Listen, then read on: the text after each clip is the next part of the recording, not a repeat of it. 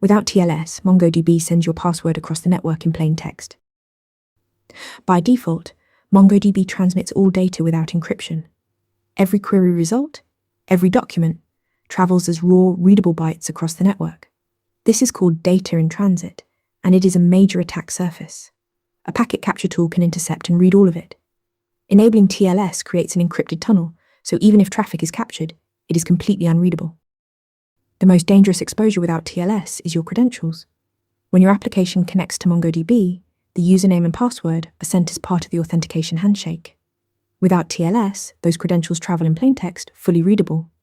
Any attacker with network access can capture your database password with a freely available packet sniffer.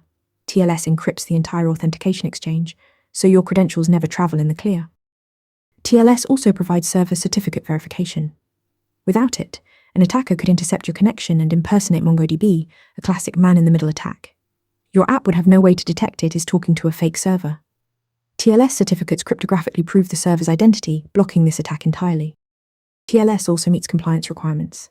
HIPAA, PCI-DSS, and SOC2 all mandate encryption in transit. And MongoDB supports mutual TLS, where clients present certificates too, adding a second authentication layer beyond passwords. Enable TLS on MongoDB to encrypt traffic, protect credentials, and prevent impersonation.